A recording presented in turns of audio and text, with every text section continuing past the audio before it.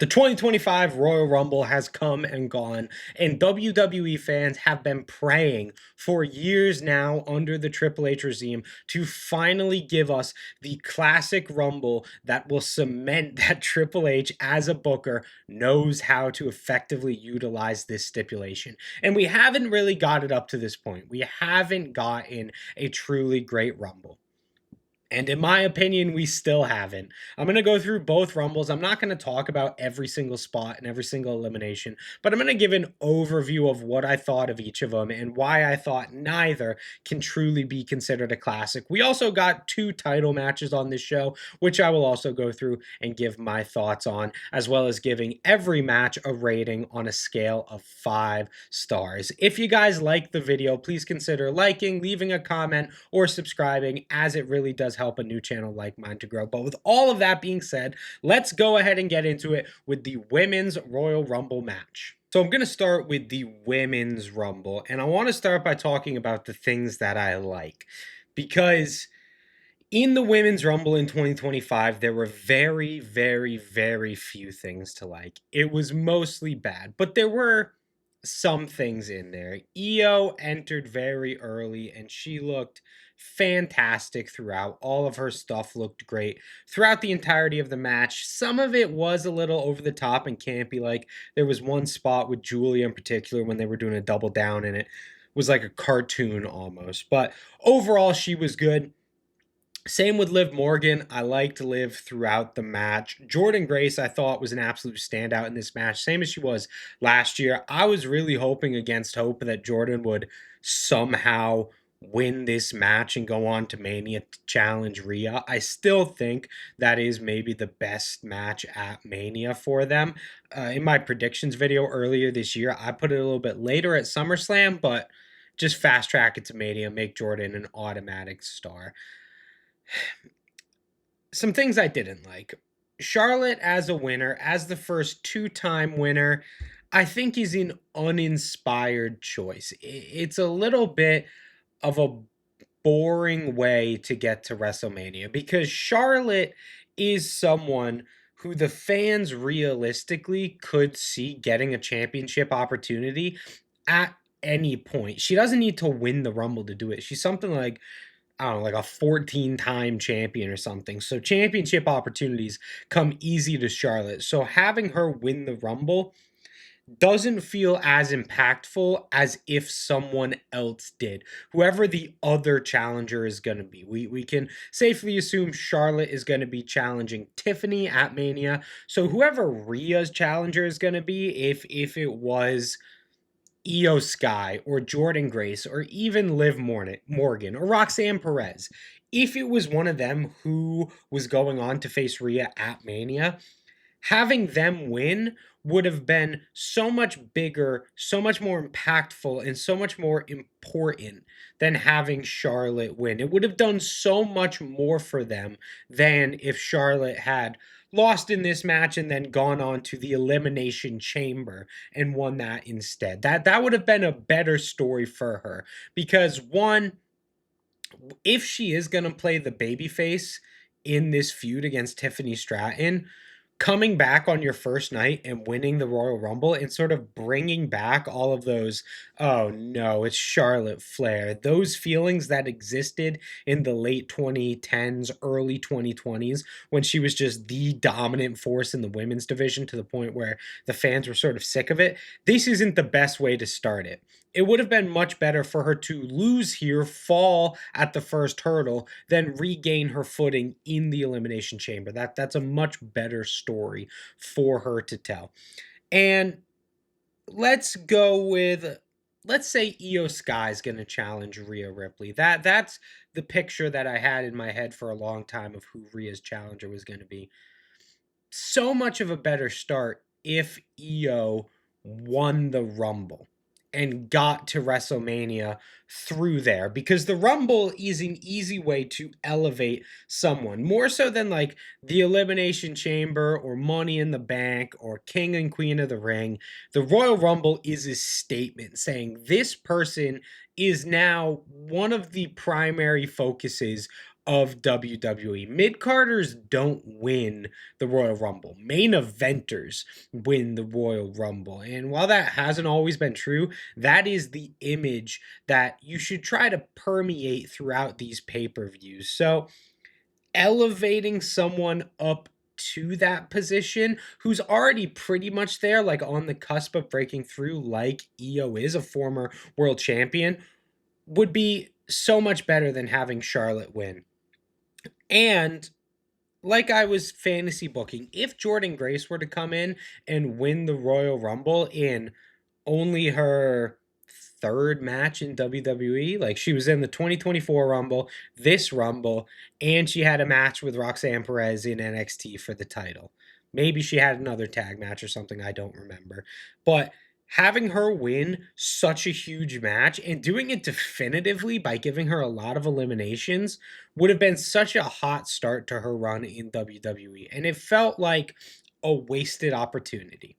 That's what this match felt like more than anything, is just a lot of wasted opportunities. And let's put Charlotte to the side. I feel like I've talked enough about why I don't think she was necessarily the best winner for this match. And I should say before we go on, I don't dislike Charlotte Flair. I don't think she's a bad winner necessarily. I just think there's so many better winners and so much better usage you can make out of the Royal Rumble framework, like sort of the shine and the aura that goes along with being a Royal Rumble winner. There's better picks for that than Charlotte Flair. But moving aside, this Rumble was just a bunch of wasted opportunities. Jordan Grace was in there for, she got what? One elimination? I have Cage Match pulled up right now. She eliminated Jada Parker, and that's it. That's the only elimination that she got in the course of the match. And I am a Jordan Grace stan, but that's not the only one. Like, let's look at Roxanne Perez, who was in there for like 70 minutes or something like that. She was in there for so long. I think she was number 3, and she lasted until final 2. She eliminated Julia, and that's it. One elimination in 70 minutes. Io Sky only got one elimination. Liv Morgan only got 2. Julia only got 1. Like, there were these people who were in there for a long time. Liv Morgan was in there for a ridiculous amount of time and only got 2 eliminations. It sort of reminds me of the Royal Rumble format of old, where people come in, get an elimination, do all their signature spots, and then just are in the Rumble for a long time doing nothing. This match just felt so inconsequential. It felt like people were in there for a long time, but didn't ever really do anything. Like, the only person who got a significant amount of eliminations was Nia Jax. She got something like 7 eliminations. Zelina Vega, Trish Stratus, Io Sky, Naomi, Bianca Belair, Liv Morgan, and Nikki Bella. 1, 2, 3, 4, 5, 6, 7 eliminations. That's the most out of anyone this year. Like, Charlotte only got 2 even. And apart from that, it's only 1 elimination per person. I don't like Nia Jax as a wrestler, but even putting that aside, having her get so many eliminations, what does that really do for Nia Jax that her championship reign hadn't already established? What was, I'll put my hands up, a very good title reign from Nia Jax. She really worked to establish this aura of a killer. And now it seems like we're adding to that when it doesn't need to be added to. When you could take those 7 eliminations she got, let's shave 4 off, give 3 to Jordan Grace and another 1 to Roxanne Perez, or even 2 to Roxanne Perez, to really make them seem like big deals in what is supposed to be their star-making match. It just felt like a poor usage of opportunities. And the action was bad in this match. Like, Julia was good, Io was good, Jordan was good. Everyone else was pretty bad. Like, even people who you can rely on to have good matches, like Bianca and Charlotte and Roxy and Lyra Valkyria just either didn't impress in this match or were actively bad at some points. The timing was very, very poor. The action was laughable at some points. And that is because you're working with not a ton of experienced talent, like Jada Parker was in there, B-Fab was in there, Chelsea Green was in there, Lash Legend, Maxine Dupree. Like there was just a lot of people in there who aren't super workers, and it really showed. The action in this was bad. There are rumbles in the past, like 2019, the men's 2019 Rumble is pretty inconsequential. Nothing happens. It's just here comes a person, they enter the ring, they do a bunch of moves, maybe get an elimination. Pretty much the same structure as this Rumble. But the action throughout was pretty good. So it's not thought of as being an awful Rumble, even though it's just sort of boring in there. This Rumble's the same setup, but has terrible action throughout. I mean, just like really really bad at some points.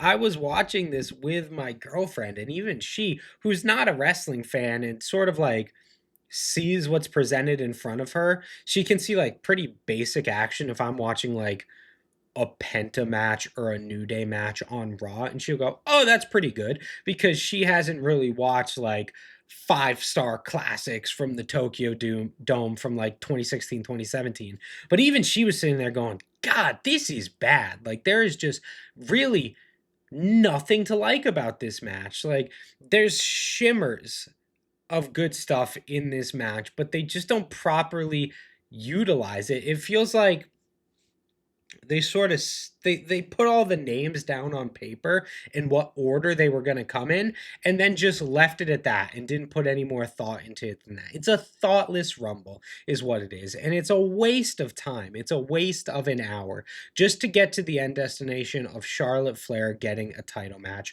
which we see all the time. So even at the end, even when you see someone standing there pointing at the WrestleMania sign, you just felt like your time was wasted. I feel like this is the worst Rumble I've seen from Triple H so far. I don't know if it's as bad as the Rumbles from 2022 when Ronda and Brock won, but certainly within the past 3 years, I feel this is the worst Rumble. I gave it only 1 out of 5 stars. So after that, we were going into a 2 out of 3 falls match for the tag titles, DIY defending against the Motor City Machine Guns. And this was a pretty good match throughout, but the crowd was entirely dead for it. And that's probably for two reasons. One, they just watched a Royal Rumble, and that is basically a pop every 90 seconds. Well, if the music didn't suck and they knew who was coming out, it would be a pop every 90 seconds. But the audience is tired after that, and the next match to come out is always going to struggle as a result. In this match, though the action was good, did not consist of characters for whom the fans were fully invested in enough to really find that little extra bit of energy. So, an example I have is from an AEW show this last year, and I'm awful with pay-per-view names, so I apologize I don't remember the exact show. But Will Ospreay had just gone out and had an absolute banger match, and afterwards they were sending Chris Statlander and Willow Nightingale out there pretty much to die. But the fans were so invested and the action was so great that they were able to pull whatever remaining energy the audience had into their match. And DIY and the Guns just didn't do it in this match. The action was good throughout, but pretty standard from what you would expect from these two teams. Like, there was nothing really blow away great. And when you think of the best DIY or the best machine gun tag matches, you think of true greatness. So putting them together, even in this advanced stage of Motor City's career, you would expect something truly great. But I just don't think they were given the time. I don't think it was properly agented. I don't think that the booking really got behind it in the way that a match like this deserved. And the fans sort of recognized that and didn't get behind it as a result. It was a good match. The Street Profits came out at the end and attacked Motor City for some reason. That's cool. The Street Profits are back. It was just fine. Like, and not fine in the sense that I'm gonna give it 3 stars because it was better than that. It was very well worked throughout, but I can't go above 3.5 because the crowd was dead. There was nothing to really latch onto. Whenever Motor City was doing, like, their fire up spots, it just there was nothing going on around them, so it just didn't translate, didn't really subscribe. There wasn't a whole lot to love here. And really, it was sort of just a match you would see on any SmackDown, and I would have preferred to just see this match on SmackDown because it would have gotten a better crowd reaction. I gave it 3.25 out of 5 stars. We didn't really get any classic rumbles on this show, but that's not to say we didn't get any classic matches. Because next up, Cody Rhodes took on Kevin Owens in a ladder war for the WWE Championship, and it was fantastic. I don't like ladder matches unless I'm going back and watching like the TLC matches from the 2000s. I'm not a fan of ladder matches, particularly in 2020s. I feel like just you don't ever see anything new. There's nothing unique about them. They don't have any personality. But this match had all the personality you could want from a ladder match. They structured it in such a way that they really focused on hurting each other. That was the primary goal of this match. Kevin wanted to kill Cody, and Cody wanted to kill Kevin. So they weren't going up the ladder and doing all of these sort of phony looking fake reaching up, but oh, they're moving so slow kind of spots. They were just doing the most brutal moves you could possibly think of. And three stand out in my mind. um, I believe it was Kevin Owens who took a bump on a ladder, but he did that bump he does once every like 5 or 10 years. That's just disgusting. Where the ladder, instead of being flat, is on its side. So when he lands, he just crumples and like his arms and legs are splayed out to the side. It just looks so disgusting. But that's a move we've seen before. I think we saw it at a. We've definitely seen it in Kevin Steen versus El Generico in their ladder war in like 2008. We saw it at WrestleMania. Once again, Sami Zayn hit it on Kevin Owens. But it's a spot that you see so infrequently, and it's so brutal that it's always effective. Some stuff you don't see very often. Kevin Owens hit his like fisherman buster superplex off the top rope onto a flattened ladder. It was disgusting. It looked so unimaginably painful for Cody to take that move. I that would have crippled me. I wouldn't have been able to walk ever again if I got hit with that move. And Cody still finished the match. And not only that, delivered what didn't look like on its own an incredibly painful move, but Kevin Owens' selling of it was so, oh my God, disgusting.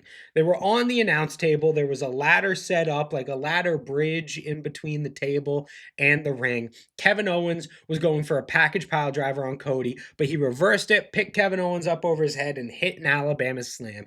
And Kevin just crumpled. His feet flew over his shoulders, and it looked like he was kissing his own ass. And he just stayed there. He didn't move at all. He was just crumpled into a little ball in this position that just looked disgusting and so awkward and so like just, oh, Kevin, stop. Get out of there, dude. It looks like you're killing yourself. And that allowed Cody to go up and grab the belts. It was really a good match, like very violent throughout, and sort of the slow build that you normally associate with a Cody Rhodes match, but where it failed for me some other times, it really worked in this match. I feel like this was better than both of their previous singles encounters because the slow build built to something that was really worth paying off. And I loved the ending. After Cody won, Sammy was out at ringside checking on Kevin. Cody just grabbed his belts and instead of leaving, stood on the announce table, held both of his belts up, and just looked at Sammy and went, he asked for that. Like, That's what he gets. That's what happens when you mess with Cody Rhodes. And I've heard rumors online that, oh, this is the start of Cody's heel turn. I don't think it is. I think this is just Cody reminding us that this is what a real babyface looks like. And maybe it's because this is what babyfaces were like in like early AEW with John Moxley or Kenny Omega and Kazuchika Okada in New Japan when Cody was there. So maybe he's just taking that format and applying it to WWE. Or maybe he's looking back at like, Austin and Hogan and Shawn Michaels from the 90s and the 80s and saying, yeah, they were baby faces who everyone loved, but they were also sort of bastards when the situation called for it. And that's what Cody was here. I thought this was a phenomenal match, easily match of the night. The only thing on this card I would really say that's worth going back and rewatching, the only thing that'll tickle the top 10 best WWE matches of the year when we get into December. I gave it 4.25 out of 5 stars. And now we're on to the main event, the men's Royal Rumble. And while I do feel this was significantly better than the women's Rumble, I don't feel like it was a classic Rumble. It wasn't as good as 1992, 2001, 2002, 2010, either of the ones from 2018. Like, it wasn't in that level. It wasn't the worst. Like, it's not in that low level, but it's just sort of in the middle area for me, and I have some reasons why. So, one of the criticisms that I levied against the women's Rumble is that there were a bunch of people in there and they didn't really do anything. And I can't say that for this Rumble because there were a lot of people in there, but everyone had a purpose. And that feeling that, oh, Roxanne Perez was in for so long but only got one elimination, I didn't really have that for this Rumble, even though that was still present. Like, Penta was in there for a long time but only got one elimination, but it didn't really feel like that. It felt like Penta did so much more than he actually did because he was in there interacting with everyone throughout the body of the match. And when he then eventually did eliminate Ludwig Kaiser, it wasn't out of nowhere. It was just, oh, Penta's going on a really good run. And I don't care what anyone says, one foot hit the floor. I, clear as day, saw only one of Penta's feet hit the floor. And I thought that was so obvious. I don't understand where all this criticism is coming from. But other eliminations, Roman got 4, Fatu got 3, Braun Breaker got 3, Cena got 2. Sorry, Jacob Fatu got 4. Damian Priest got 2, Jey Uso got 2, John Cena got 2, Logan Paul got 2.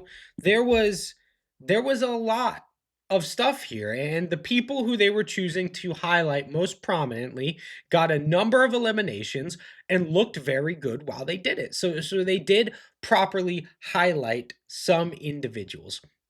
One thing I will say though that I didn't love about this Rumble and that I feel makes it a little bit of a mid Rumble is that a lot of those times those eliminations would happen right as someone came in. So Roman Reigns slid into the ring, boom, boom, boom, boom, 4 eliminations, didn't get a single elimination for the rest of the match. Same with Jacob, except when he eliminated Jimmy. Same with Braun Breaker. It was people came in, did their shticks, whatever they were going to do for the 90 seconds they were there before the next person came out. And then they just sort of faded into the background and they just weren't doing anything other than throwing some punches and throwing some kicks in the corner. It just felt like it was a bunch of little 90-second sagas for each person rather than them folding into the larger tapestry of the match. Like, CM Punk came out and sort of just stood there waiting for Seth Rollins to come out when they were doing their big 4-way stare off. But then Punk didn't really do anything of significance throughout the rest of the match until he was eliminated and on the outside. The same with Roman, same with Seth. Like, there's just a lot of people in here who came out to big reactions, did a few cool things, and then were just in the Rumble for a long time. And that didn't really, it wasn't really exciting. It felt formulaic. I could see almost the script where it said, all right, here comes Seth Rollins. He gets in and kicks some ass. Okay, now he fades into the background because now we have this person. Now Damian Priest is coming out. He kicks a little bit of ass, and then he just sort of goes into the background because now AJ Styles is here and he's going to kick a bunch of ass, and then he just sort of goes in the background. That, like, it was happening over and over, and it was very repetitive, and it was sort of boring to see. Now, there were highlights that extended out of that. Like, I did like when Roman, Seth, and Punk all pretty much got eliminated bang, bang, bang, and then they were all brawling on the outside. That was very fun. Jacob's stuff, Penta's stuff, Braun Breaker's stuff, the stuff with speed, that all gave the match a little bit of character, but not really enough to pull it out of those dregs. And I feel like there were some characters in here who were misused. Drew, I don't really know what happened with him. It felt like he got in and then didn't even do anything. Like, in that little span where it's like, oh, Drew's here, let's see what he does. He didn't really do anything, and then Damian Priest just threw him out. Same with Sami Zayn. Like, I feel like Sami Zayn got so little in this match. And those two, they're not enough to drag the match down because sometimes you do have to have background secondary players in the Rumble, and they were sort of the background to Roman and Seth and Punk, but it just felt like they were such a big part of the story leading up to the Rumble, and then just were so inconsequential in the actual match. So I didn't love that. It sort of left a bad taste in my mouth. I am going to talk about the winner in just a sec, but first I do want to talk about what I feel like was the highlight of the match, which was when Punk, Seth, and Roman got eliminated and then were brawling on the outside. First, I'd like to talk about this stomp that Seth hit. That was so disgusting. It was maybe worse than anything from the Cody versus Kevin match. Normally, when Seth does his stomp, he jumps up with one foot, puts one foot on the back of the guy's head, and pushes that into the ground, but uses his other foot to plant down first, so not all of his weight is just pushing on the back of the guy's neck. But when he hit a stomp on Roman, he used both of his feet and just spiked his head into the ground. It was horrifying, but in a really cool way. Like, I don't know. Roman seems fine afterwards, so I guess it all worked out, and it can just be something for the highlight reel.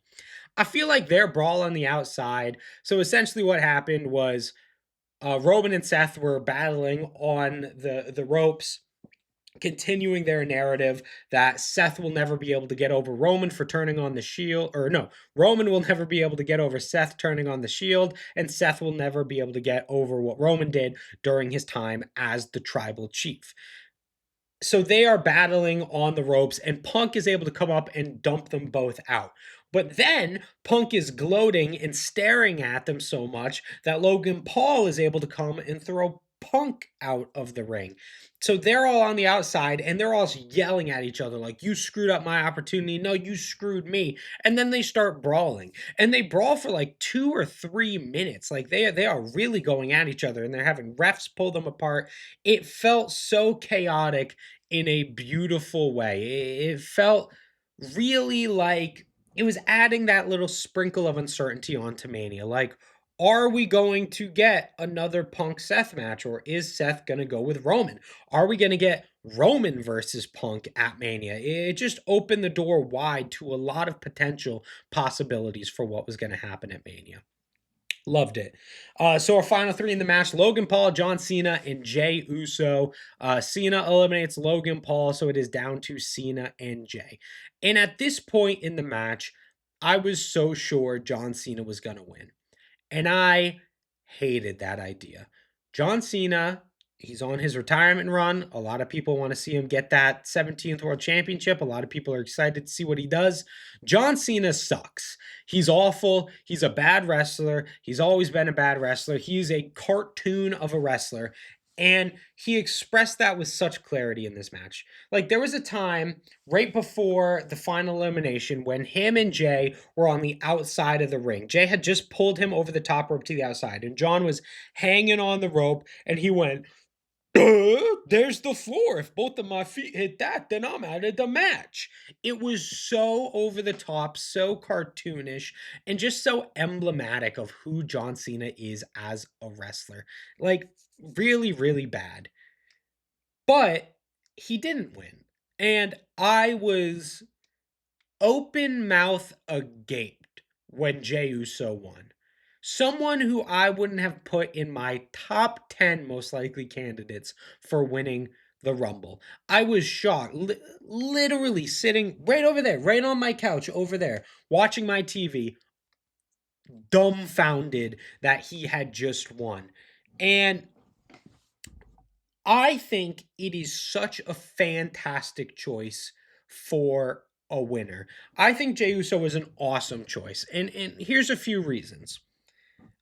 He's the hottest star in the company right now. How are you not going to reward that? He gets the biggest reactions on whatever stage he is on. He when he comes out through the crowd, it's just electric. And he's not the best wrestler and he's not the best promo. He's just whatever you want to consider Jey Uso, whatever category of pro wrestler you try to measure him up in, he's not the best. He's not even good in a lot of them. But coming through the crowd, he just shows you what pro wrestling is sometimes. Just this connection, this electrifying energy he has with the people around him. And that has to be rewarded. That has to be preserved and pushed towards the top of the card. So it's a great thing that they did that. Also, genuinely, it was a surprise. I thought CM Punk was going to win this Rumble. The betting favorites, I think, had Cena winning. A lot of people were predicting Roman. Sammy was in a lot of predictions. Like my outside bet was Sammy. I was, my brain was saying Punk. My heart was saying Sammy. I think Drew had a good conversation. Jay was way, way far down the list. And him winning adds this air of unpredictability to all future Rumbles. In the same way that for me, Damian Priest winning Money in the Bank did back in, what was it, 2023, where going into that match, you had, ooh, God, you definitely had LA Knight, who I thought was going to win. I think you had Logan Paul, too. There was like 2 or 3 other guys ahead of Damian Priest who you thought were going to win. And then Damian won, and you went, whoa, okay. Yeah. Cool. Yeah, I like Damian Priest. He's a good wrestler. I like seeing him with the briefcase. He's just not who I was expecting. So then next year, when it was Drew and LA Knight and Jey Uso in there and a couple other people, I was going, I really am not sure who's going to win. I thought it was going to be Drew McIntyre, but I thought it was going to be LA Knight last year. So maybe Jay will win it this time. It adds this air of unpredictability that matches like Money in the Bank thrive on. And we're now going to have that with the Rumble. Next year, when we get down to the final 4 and Trick Williams is in there, you go, okay, Trick Williams is in there with CM Punk and Seth Rollins and LA Knight. He's probably not going to win. But Jay won last year, and I didn't think he was going to do that. So maybe Trick has a chance, and it gives you that little spark, that ability to root for the underdog that sometimes can get lost, especially in that sort of mid 2010s malaise where it was like Del Rio, Sheamus, Cena, Batista, Roman, Triple H, Randy Orton. It was just this string of I guess this guy, sure, like this, yeah, everyone knows this person's going to win the Rumble, and no one's excited to see it. Now we have a winner who no one expected, and everyone's excited to see it, which is the perfect combination. It adds this unique element to Rumbles going forward. So not only do I think it was the right winner based on the work he's been putting in over the last couple months, I think it's the right winner for the Rumble going forward. And there is already this pre-established story for Jay with Gunther leading up to Mania, where he's lost to Gunther previously. Gunther has mocked him, said he's not on my level. Well, now Jay has proved he can outlast Roman Reigns and CM Punk and Seth Rollins and John Cena and Drew McIntyre and Damian Priest and all these other people you can throw out. So why isn't he on Gunther's level? If he can do it better than those guys, well, Gunther is the final hurdle for that, but I think he can do it. I think Jay can go on to Mania to beat Gunther. It's a great story that they're telling. So I have the exact opposite reaction to Charlotte winning that I do to Jay winning. Unpredictable, super exciting, and very excited to see what story they tell leading up to Mania. I don't think it was enough to really make this a great match. I gave it 3.5 out of 5 stars because I feel while there were really good elements in there, overall, it was sort of bland and it didn't really utilize all of the different factors and all the star power that it could have to make this a truly classic Rumble. It didn't have all those little mini moments that you would say associate with 2020, 2018, 2001, 1992, those little moments, those little beats of storytelling that make great Rumbles weren't present in this match. 3.5 out of 5 stars. A lot of fun, but also a lot of just wrestling happening in front of you. And those are my thoughts on the Rumble. I maybe am a little bit of a down guy on the men's Rumble. I want to know what you guys thought. Did you agree with me that it was sort of like, yeah, it was good, but sort of mid? Or did you think this was one of the best Rumbles we've seen in years? I want to know in the comments below. Do you love Jey Uso as the Royal Rumble winner as much as I do? Did you hate the Women's Rumble as much as I do? Did you love Kevin Owens versus Cody Rhodes as much as I did? Please let me know in the comments down below. While you're there, consider liking, consider subscribing. It really does help a new channel like mine to grow. But with all of that being said, I have been Isaiah from Hot Tag Wrestling. I want to sincerely, truly thank you guys so much for watching, and I will see you next time.